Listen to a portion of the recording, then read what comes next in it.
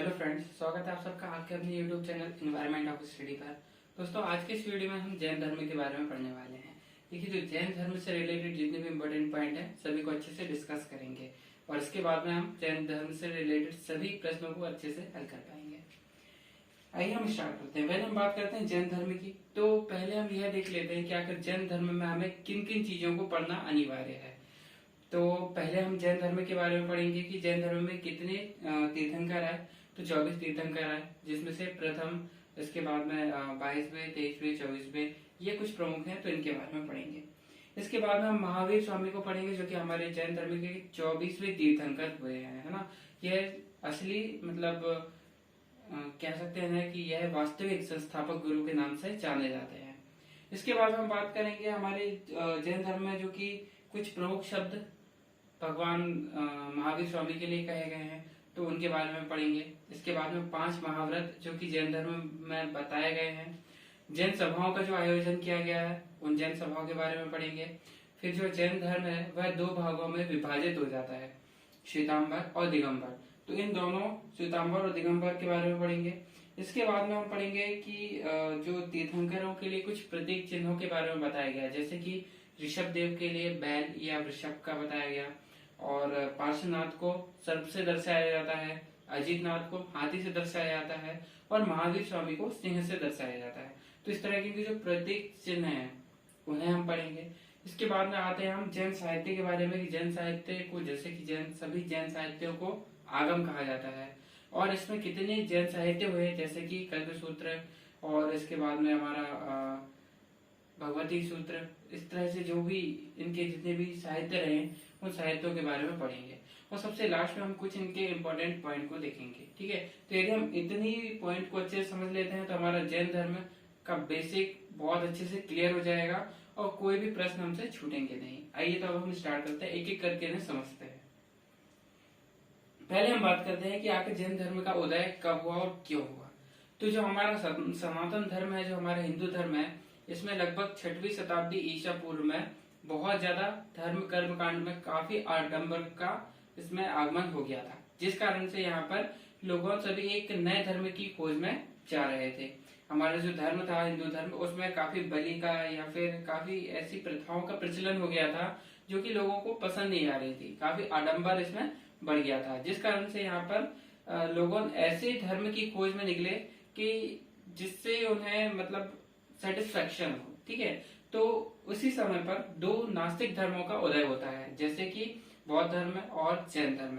इन दोनों धर्मों का उस समय पर उदय होता है, और यह जो धर्म है यह नास्तिक धर्म है, अर्थात यह भगवान पर विश्वास नहीं करते हैं, कर्म पर विश्वास करते हैं। हाँ, तो इस तरह की जो धर्मों का उदय हुआ तो उनके बारे में पढ़ेंगे। तो ये वाली वीडियो में हम जैन धर्म को पढ़ेंगे, इसके अगली वीडियो में हम बौद्ध धर्म को पढ़ेंगे। ठीक है, तो जो जैन धर्म है, जैन धर्म में कुल 24 तीर्थंकर हुए।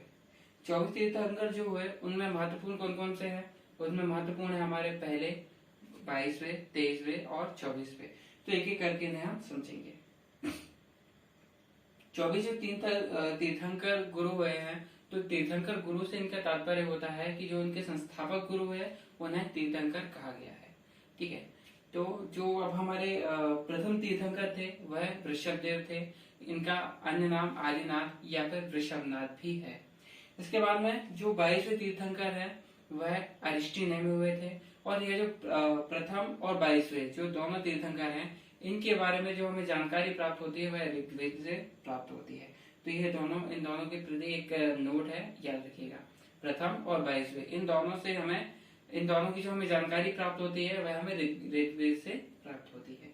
इनके बारे में केवल हमें यही पढ़ना है। इसके बाद हम बात करेंगे 23वें और 24वें, जो कि बहुत ही ज्यादा महत्वपूर्ण है।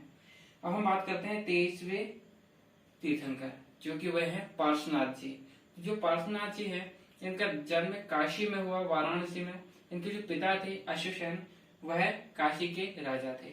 इन्हें ज्ञान की प्राप्ति 30 वर्ष की आयु में संवेद पर्वत पर हुई, और इन्होंने 4 शिक्षाएं दी। कौन कौन सी? सत्य, अहिंसा, आस्तेय और अपरिग्रह। ये इन्होंने 4 शिक्षाएं अपने जीवन में दी। देखिए, जिस सत्य का मतलब होता है कि सदा सत्य बोलना, अहिंसा का मतलब होता है कि अहिंसा ना करना, आस्तेय का मतलब होता है कि चोरी ना करना, और अपरिग्रह का मतलब होता है कि धन का संचय ना करना। तो यह इन्होंने अपनी शिक्षाएं दी। अब 4 तो इन्होंने महाव्रत दे दिए, और एक और महाव्रत आता है जो कि 5 महाव्रत के नाम से जैन धर्म में जाने जाते हैं। 5वां महाव्रत आता है जो कि हमारे महावीर स्वामी जी देते हैं, और वह है ब्रह्मचर्य का। ठीक है, तो ऐसे 5 हो जाते हैं: सत्य, अहिंसा, अपरिग्रह, आस्तेय और ब्रह्मचर्य। ये 5 महाव्रत हैं जो कि हमारे जैन धर्म से संबंधित है। अब हम बात करते हैं महावीर स्वामी की। ठीक है, तो अभी से पहले हमने पार्श्वनाथ जी के बारे में पढ़ा जो कि हमारे 23वें तीर्थंकर गुरु हुए, और इसके बाद में आते हैं हम महावीर स्वामी के बारे में। तो जो महावीर स्वामी है ये सबसे ज्यादा महत्वपूर्ण है, तो इनके बारे में थोड़ा हम डिटेल से पढ़ेंगे। महावीर स्वामी जो कि 24वें एवं अंतिम तीर्थंकर हुए थे, इन्हें जैन धर्म का वास्तविक तीर्थंकर भी कहा जाता है। इनका जन्म 540 ईसा पूर्व में कुंडल ग्राम में हुआ, और इनका जो निर्माण था, इनकी मृत्यु लगभग 468 ईसा पूर्व में 72 वर्ष की आयु में इनकी मृत्यु पावापुरी में हो गई थी। इसके बाद में बचपन में इनका जो नाम था वह वर्धमान था, और बाद में है महावीर स्वामी कहलाए। इनके पिता का नाम सिद्धार्थ था जो कि ज्ञात्री कुल के मुखिया हुआ करते थे। माता का नाम त्रिशला देवी था जो कि चेतक की बहन थी। इनकी पत्नी जो कि यशोदा थी। इनकी एक पुत्री थी जिनका नाम अनुजा प्रियदर्शनी था। ठीक है, इनका जो गृह त्याग हुआ था वह 30 वर्ष की आयु में हुआ था। अपने बड़े भाई नंदीवर्मन से आज्ञा लेकर के इन्होंने गृह त्याग किया और निकल गए तपस्या करने के लिए, और ज्ञान प्राप्ति की खोज में यह बाहर निकल गए। लगभग जब 30 वर्ष की आयु में यह बाहर निकले तो लगभग 12 वर्ष तक यह ज्ञान की खोज में भटकते रहे, और उन्हें लगभग 42 वर्ष की आयु में उन्हें ज्ञान की प्राप्ति हुई। ज्ञान प्राप्ति उन्हें 42 वर्ष की आयु में हुई, और ज्ञान प्राप्ति के बाद में उन्हें कैवल्य कहा गया। ठीक है, तो यह थी हमारे कुछ महावीर स्वामी से रिलेटेड कुछ इंपॉर्टेंट पॉइंट। अभी जब इन्हें ज्ञान की प्राप्ति हो गई तो इसके बाद में इन्हें कई शब्दों से संबोधित किया गया। तो आइए हम उन शब्दों को समझ लेते हैं। पहले तो एक वही पॉइंट है जो कि है ज्ञान की प्राप्ति के बाद उन्हें कैवल्य कहा गया। इसके बाद में कुछ और शब्द है जो कि इनसे संबंधित है, जैसे कि जिन। इन्हें जिन कहा गया। जिन का मतलब होता है विजेता, अर्थात जिसने अपनी इंद्रियों पर विजय प्राप्त कर ली हो। इसके बाद में इन्हें आहर्त कहा गया। आहर्त का मतलब होता है योगी। इन्हें निर्ग्रंथ कहा गया। निर्ग्रंथ का मतलब होता है कि बंधन रहित, और इन्हें महावीर कहा गया। महावीर इसलिए कहा गया क्योंकि साधना के प्रति समर्पित थे, इस कारण से इन्हें महावीर कहा गया, और बाद में यह महावीर स्वामी के नाम से विख्यात हुए। इसके बाद में हम बात करेंगे इनके उपदेश की कि आखिर इन्होंने उपदेश कहाँ दिए, किसको दिए। तो प्रथम इनका जो उपदेश था वह इन्होंने राजगृह में दिया, और अपने दामाद को प्रथम शिष्य बनाया जिनका नाम था जामिल या जमाली। तो उनको प्रथम शिष्य बनाया और उनको अपना प्रथम उपदेश दिया। इन्होंने उपदेश में बताया कि संसार जो है वह दुखमय है, और समस्त दुखों का कारण कर्मफल है।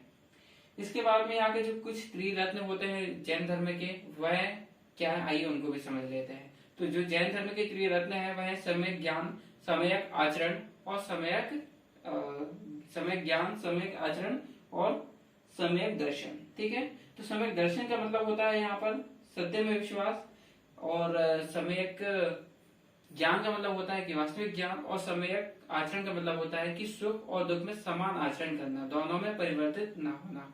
तो ये जो थे इनके कुछ 3 सम्यक ज्ञान, सम्यक दर्शन और सम्यक आचरण जो थे इनके 3 सम्यक ज्ञान, सम्यक दर्शन और सम्यक आचरण जो थे इनके त्रिरत्न कहलाते हैं। ठीक है, कई बार एग्जाम में प्रश्न आता है कि जैन धर्म के त्रिरत्न कौन कौन से हैं, तो ये याद रखिएगा। इसके बाद में हम बात करेंगे कि जो 5 महाव्रत उन्होंने बताया वह कौन कौन से थे। जैसे कि हमने पहले भी पढ़ा है, इनके 5 महाव्रत थे: सत्य, अहिंसा, आस्तेय, अपरिग्रह और ब्रह्मचर्य। ये 5 महाव्रत है, जिनमें से 4 महाव्रत जो है वह पार्श्वनाथ जी ने दिए, और जो 5वां महाव्रत है यह महावीर स्वामी ने किया। तो जो महावीर स्वामी जी है यह भगवान पर विश्वास नहीं करते थे, आत्मा पर विश्वास करते थे, कर्मफल पर विश्वास करते थे, जन्म मृत्यु पर विश्वास करते थे, मोक्ष, वर्ण व्यवस्था, इन सभी पर विश्वास करते थे। पर विश्वास जिस पर नहीं करते थे वह थे ईश्वर। ईश्वर पर यह विश्वास नहीं करते थे, इसलिए इस धर्म को नास्तिक धर्म की श्रेणी में रखा है। अब देखते हैं कुछ बौद्ध सभाएं कि आखिर बौद्ध सभाएं कहाँ कहाँ पर हुई हैं, तो आखिर हम देख लेते हैं। तो दो बौद्ध सभा हुए हैं, प्रथम और द्वितीय। जो प्रथम बौद्ध सभा है वह पाटलिपुत्र में लगभग 34 शताब्दी ईसा पूर्व में हुई थी। इस समय पर चंद्रगुप्त मौर्य का शासनकाल चल रहा था। सभा का आयोजक जो किया था वह स्थूलभद्र जी ने किया था और इसमें जैन साहित्यों की रचना की गई। इसमें 12 अंगों में संकलन किया गया। ठीक है, तो यह थी प्रथम जैन सभा। इसके बाद हम बात करते हैं द्वितीय जैन सभा के बारे में। तो जो द्वितीय जैन सभा है यह वल्लभी गुजरात में आयोजित की गई। इसका समयांक लगभग 6वीं शताब्दी में की गई। यदि इन दोनों के बीच का डिफरेंस देखा जाए तो लगभग 1000 वर्ष का डिफरेंस है और यह 512 ईस्वी में जैन सभा आयोजित की गई, द्वितीय जैन सभा। इसके आयोजक कर्ता जो थे वह देवादिगण या फिर क्षमा श्रवण हुआ करते थे। ठीक है, तो यह थे हमारे प्रथम और द्वितीय दोनों जैन सभाओं के बारे में हमने पढ़ा।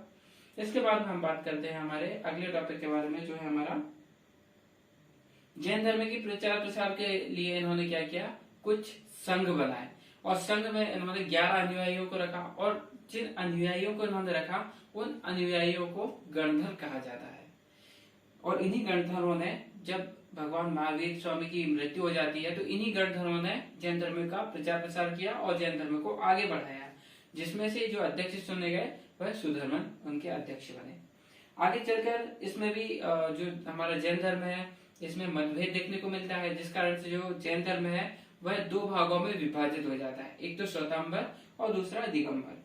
आइए तो देखते हैं आखिर इन दोनों धर्मों में, आखिर इस धर्म के दोनों शाखाओं में क्या क्या अंतर रहे हैं। तो पहला जो है श्वेतांबर, इसका नेतृत्व स्थूलभद्र ने किया, जबकि दिगंबर का नेतृत्व भद्रबाहु ने किया। श्वेतांबर में श्वेत वस्त्र पहनना अलाउ था, मतलब लोगों जो है यहाँ के श्वेत वस्त्र पहन सकते थे, लेकिन जो दिगंबर थे उसमें वस्त्र पहनना अलाउ नहीं था। श्वेतांबर में मूर्ति पूजा का महत्व था, अर्थात यहाँ पर भगवान बुद्ध को भगवान के रूप में मानते थे और यहाँ पर भगवान बुद्ध की मूर्ति की पूजा किया करते थे। जबकि दिगंबर समुदाय में ऐसा नहीं है, उन्हें केवल एक महापुरुष के रूप में पूजा गया है, उनकी पूजा नहीं की जाती थी। और यह जो श्वेतांबर है, श्वेतांबर शाखा जो है यह स्त्रियों के लिए भी संभव है, जबकि दिगंबर जो शाखा है वह स्त्रियों के लिए संभव नहीं है, क्योंकि इसमें वस्त्र पहनना अलाउ नहीं है इस कारण से। ठीक है, तो हमने इनकी दोनों शाखाओं श्वेतांबर और दिगंबर के बारे में पढ़ा। अब हम देख लेते हैं कुछ इनके प्रतीक चिन्ह हैं कि सभी जितने भी यहाँ के प्रमुख तीर्थंकर हुए उन्हें किसी न किसी प्रतीक चिन्ह से दर्शाया जाता है। तो आइए उन्हें देखते हैं। पहले हम बात करते हैं ऋषभ देव की। तो जो ऋषभ देव है उन्हें बैल या वृषभ से दर्शाया जाता है, जबकि जो पार्श्वनाथ जी हैं उन्हें सर्प से दर्शाया जाता है। आदिनाथ जी का जो प्रतीक चिन्ह है वह हाथी है और जो महावीर स्वामी जी का प्रतीक चिन्ह है वह सिंह है। ठीक है, तो ये इनके कुछ प्रतीक चिन्ह है, कई बार एग्जाम में अक्सर एक क्वेश्चन भी बन जाते हैं, तो इनको याद रखिएगा। इसके बाद हम बात करते हैं कि प्रचार प्रसार जो इनका हुआ वह जैन साहित्य कौन कौन से हैं। तो जो जैन साहित्य है उनके बारे में समझेंगे, लेकिन जो जैन साहित्य है इनका प्रचार प्रसार तो प्राकृत भाषा में हुआ, लेकिन इनकी जो साहित्यिक भाषा है वह अर्धमगधी थी। ठीक है, जितने भी जैन साहित्य हैं इन्हें आगम कहा जाता है। तो इसमें जो अंग थे, अंगों की संख्या 12 थी, जिसमें जैन धर्म के सिद्धांतों के बारे में वर्णन था। इसके जो उपांग थे, उपांगों की संख्या भी 12 थी। इसके बाद में इनके जो प्रकीर्ण थे उनकी संख्या 10 थी और इसमें अंगों का विश्लेषण किया गया था। इसके बाद में इसमें छेद सूत्र और मूल सूत्र आते हैं। तो जो छेद सूत्र और मूल सूत्र है, आखिर उनकी संख्या कितनी है? छेद सूत्र की संख्या 6 है और मूल सूत्र की संख्या 9 है। इन छेद सूत्र और मूल सूत्र, इन दोनों सूत्रों में भिक्षुओं एवं भिक्षुणियों के लिए जो नियमों को पालन करना होता था उनके बारे में यहाँ पर बताया गया है। इसके बाद में कुछ दो और महत्वपूर्ण जो इनकी साहित्य है वह है, एक तो भगवती सूत्र और दूसरा है कल्प सूत्र। जो भगवती सूत्र है इसमें जैन मुनियों के बारे में जानकारी प्राप्त होती है और जो कल्प सूत्र है इसमें जैन धर्म का जो प्रचार प्रसार हुआ, कब हुआ, कहाँ हुआ, कैसे हुआ, उसके बारे में यहाँ पर जानकारी हमें प्राप्त होती है। ठीक है, तो जो कल्प सूत्र का जो रचना की है वह भद्रबाहु जी ने की है। तो यह था इनका कुछ जैन धर्म का जैन साहित्य। तो जैन साहित्य से भी कई बार क्वेश्चन आ जाते हैं, तो उन्हें भी ध्यान से देख लीजिएगा। अब लास्ट टॉपिक आता है हमारा कुछ इंपोर्टेंट फैक्ट जो कि यहाँ से पूछे जाते हैं। ठीक है, तो जब जैन धर्म और बौद्ध धर्म चल रहा था तो यहाँ पर कुछ कलाओं का निर्माण भी हुआ, जैसे कि गांधार कला चल रही थी उस टाइम पे और मथुरा कला चल रही थी। तो दो कलाओं का यहाँ पर विकास देखा जाता है। तो जो गांधार कला है यह कहाँ से आती है? तो यह जब सिकंदर हमारे भारत में आता है, आक्रमण करता है, तो उसके साथ में गांधार कला का यहाँ पर विस्तार होता है। और जो गांधार कला का विस्तार है वह उत्तर पश्चिम क्षेत्र में देखा जाता है। इस कला में भगवान बुद्ध की बहुत सारी मूर्तियों का निर्माण किया गया और इस कला को जो है वह बौद्ध धर्म से जोड़ दिया जाता है। इसके बाद में आती है हमारा मथुरा कला। तो जो मथुरा कला है इसका विस्तार हमारे उत्तर प्रदेश मथुरा क्षेत्र में हुआ। ईरानियों के आगमन के कारण इस कला का विकास हुआ और मथुरा में सबसे अधिक देखी गई। और इसमें जो जैन धर्म की मूर्तियां हैं सबसे अधिक इसमें जैन धर्म की मूर्तियां बनाई गई। इस कारण से जो मथुरा कला है इसे कई बार जैन धर्म से जोड़कर भी पढ़ा जाता है। इसके बाद में एक और इम्पोर्टेंट पॉइंट आता है जैसे कि माउंट आबू का पर्वत, जो कि हमारा राजस्थान में स्थित है और यहाँ पर दिलवारा का जैन मंदिर है। और यह जो दिलवारा का जैन मंदिर है इसका निर्माण सोलंकी शासकों के मंत्री विमल शाह ने करवाया था और यह दिलवारा जैन मंदिर के नाम से जाना जाता है। ठीक है। और इसके बाद में सबसे लास्ट में एक और महत्वपूर्ण पॉइंट आता है वह है हमारा श्रवणबेलगोला। तो यहाँ पर एक बाहुबली की विशाल मूर्ति है। इसका निर्माण गंग वंश के मंत्री चामुंड राय ने करवाया था। ठीक है। प्रत्येक 12 वर्षों में यहाँ पर महामस्तकाभिषेक का मेला लगता है और यहाँ पर त्योहार मनाया जाता है। तो ठीक है, यह था हमारा कुछ महत्वपूर्ण पॉइंट जो कि हमने जैन धर्म से संबंधित पढ़े। आइए एक बार हम रिकॉल कर लेते हैं कि आखिर हमने क्या क्या पढ़ा, बाकी हमारा चैप्टर खत्म होता है। पहले नंबर हमने कुछ इसके प्रमुख पॉइंट पढ़े जैसे कि 24 तीर्थंकर कौन कौन से हुए, उनमें से सबसे महत्वपूर्ण कौन कौन से थे? हमारे प्रथम थे, 22वें थे, 23वें थे और 24वें थे। प्रथम, 22वें, 23वें और 24वें। तो प्रथम जो थे हमारे ऋषभ देव जी थे, 22वें जो थे वो अरिष्टी नेमी थे, 23वें तीर्थंकर थे वह पार्श्वनाथ जी थे और 24वें तीर्थंकर जो थे वह महावीर स्वामी जी हुआ करते थे। ठीक है। तो हमने इनके तीर्थंकर के बारे में पढ़ा। इसके बाद में जैन साहित्य में कुछ शब्द जैसे उन्हें अर्थ कहा गया, जिन कहा गया, निर्गंथ कहा गया, महावीर कहा गया, तो उन शब्दों के बारे में पढ़ा। इसके बाद में जैन धर्म के जो 5 महाव्रत हैं उनके बारे में पढ़ा। जैन सभाएं, जो प्रथम जैन सभा और द्वितीय जैन सभा हुई उसके बारे में अच्छे से पढ़ा। फिर हमने जो जैन समुदाय हैं, 2 समुदाय, उनके बारे में पढ़ा, श्वेतांबर और दिगंबर। इसके बाद में जैन धर्म के कुछ प्रतीक चिन्ह जैसे कि ऋषभ देव जी पार्श्वनाथ जी को सर्प से, आदिनाथ जी को हाथी से और महावीर स्वामी जी को सिंह से दर्शाया गया, तो इन्हें हमने पढ़ा। इसके बाद में जो लास्ट में हमने कुछ जो जैन धर्म के साहित्य थे, जैन साहित्यों के बारे में पढ़ा और सबसे लास्ट में हमने महत्वपूर्ण पॉइंट को पढ़ा। तो आई होप आप सब लोग अच्छे से समझ में आ गया हो। यदि आपको हमारे ये लेक्चर पसंद आया है तो हमारे वीडियो को लाइक कीजिए, चैनल को सब्सक्राइब कीजिए और हमारे इस बेल आइकन को दबाइए ताकि जो भी हम वीडियो अपलोड करते हैं सबसे पहले आप तक पहुंचे। ओके, थैंक यू, धन्यवाद।